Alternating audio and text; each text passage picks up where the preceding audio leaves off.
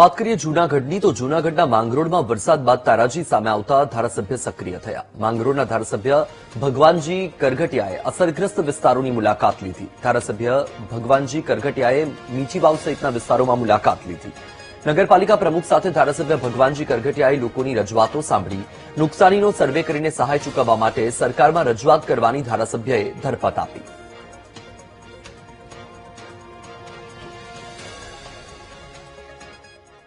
જૂનાગઢના જે અનેક તાલુકામાં જે વરસાદી માહોલ જોવા મળ્યો હતો તેને લઈ જે માંગરોળ વિસ્તાર છે તેમાં જે ગઈકાલે જે અનરાધાર વરસાદ વરસ્યો હતો એ પાણી ભરાવાના જે દ્રશ્યો સામે આવ્યા હતા। આપણી સાથે જે ધારાસભ્ય છે તેની સાથે વાત કરવાનો પ્રયત્ન કરશું।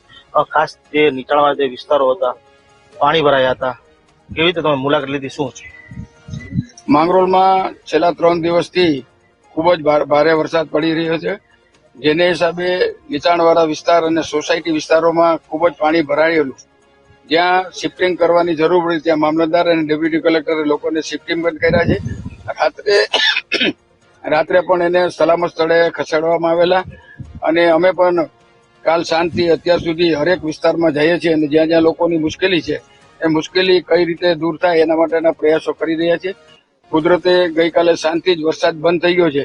1-2 દિવસમાં તમામ પરિસ્થિતિ સામાન્ય થઈ જશે અને લોકોને કોઈ પણ જાતની મુશ્કેલી ન રહે એવા અમારા પ્રયાસો છે। ખાસ તો જે આ નદી જે ઓવરફ્લો થઈ હતી તેમાં જે ઘરો વખરી તણાઈ હતી, નુકસાની થઈ છે, સહાયની માંગ કરી છે, તમે કેવી રીતે? સરકાર દ્વારા જેને જેને ખેતીવાડીમાં અથવા ઘર વખરીનું જે નુકસાન થયું છે એ હું સરકારમાં રજૂઆત કરવાનો છું અને એનું સર્વે કરીને વહેલામાં વહેલી તકે આ લોકોને સહાય મળે એવા અમારા પ્રયાસો રહેશે। તો જે સરકારમાં જે સહાયની ખેડૂતો માંગ કરી રહ્યા છે ત્યારે ધારાસભ્ય દ્વારા પણ જણાવવામાં આવ્યું છે કે હું પણ જે સરકારમાં રજૂઆત કરી અને સહાય વહેલામાં વહેલી તકે મળે તેવી રજૂઆત કરીશ। જય વિરાણી, વીટીવી ન્યૂઝ, માંગરોળ। જૂનાગઢના માંગરોળ તાલુકાના આજક ગામમાં પહોંચ્યું વીટીવી ન્યૂઝ। ભારે વરસાદના પગલે આજક ગામમાં કમર સુધી પાણીનો ભરાવો છે।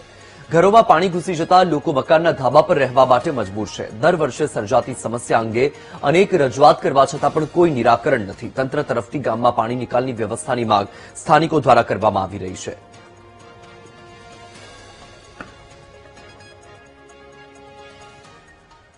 માંગરોળ તાલુકામાં 20 ઇંચ કરતા વધારે વરસાદ પડ્યો છે અને ક્યાંક ને ક્યાંક તંત્રની કામગીરીની પોલ પણ ખુલી છે। જ્યારે આજક ગામમાં લોકો છે તે આ પ્રકારે હવે બીજા માળે રહેવા માટે મજબૂર બન્યા હોય તે પ્રકારના દ્રશ્યો છે તે જોવા મળી રહ્યા છે। કારણ કે જે પાણી છે તે કમર સુધીના પાણી છે તે ભરાયા છે। ઘરમાં નીચે જે ઘરવખરીનો સામાન છે તે પણ પાણીમાં ક્યાંક હોય તે પ્રકારના દ્રશ્યો છે તે આ ગામમાં જોવા મળી રહ્યા છે। એવામાં સવાલો એ ઉભા થઈ રહ્યા છે કે દર વખતે ઘેડ પંથક માટે સરકાર દ્વારા ક્યાંક જે કહી શકાય છે કે પેકેજની જાહેરાત તો કરવામાં આવે છે, પરંતુ અહીંયા કોઈ પણ પ્રકારની નક્કર કાર્યવાહી ન થતી હોય તેમ જે પરિસ્થિતિ છે તે જોવા મળી રહી છે। વીટીવી હાલ જે આ ગામમાં પહોંચ્યું છે, લોકો છે તે બીજા માળે રહેવા માટે મજબૂર બન્યા હોય તે પ્રકારના દ્રશ્યો છે તે વીટીવીના કેમેરામાં કેદ થયા છે। આપ સીધા દ્રશ્ય જોઈ શકો છો। જે નીચેનો માળ છે તે અડધો ડૂબી ગયો છે અને લોકો છે તે બીજા માળે એટલે કે ઉપરના માળે રહેવા માટે મજબૂર બન્યા હોય તે પ્રકારની પરિસ્થિતિ તે સર્જાઈ છે। આપણી સાથે અહીંના જે સ્થાનિક છે તેમને પૂછવાનો પ્રયત્ન કરીશું। ભાઈ, શું નામ છે તમારું? પરમાર પંકજ। પંકજભાઈ, કેટલા સમયથી આ પરિસ્થિતિ થઈ? આ દર વર્ષે આવું જ હોય, કમર સુધીનું પાણી હોય છે? માથોડું કમરથી વધી જાય। પ્રમાણે સ્થાનિકો છે તે પણ કહી રહ્યા છે કે કોઈ પણ પ્રકારની વ્યવસ્થા છે તે તંત્ર દ્વારા કરવામાં નથી આવી રહી, કારણ કે દર વખતે આ પ્રકારે અહીંયા પાણી ભરાવાની સમસ્યા છે તે જોવા મળતી હોય છે। ત્યારે આ વખતે પણ પાણી ભરાવાની સમસ્યા છે તે યથાવત જોવા મળી રહી છે। જ્યારે ક્યાંક સરકાર દ્વારા ઘેડ પંથક માટે જે વાતો કરવામાં આવે છે, મોટી મોટી વાતો તો કરવામાં આવે છે, પરંતુ જે પરિસ્થિતિ છે તે કંઈક અલગ જ પ્રકારની જોવા મળી રહી છે। કેમેરામેન જુનેદ જફાઈ સાથે ભાવચંદ્ર વાહ, વીટીવી ન્યૂઝ, માંગરોળ।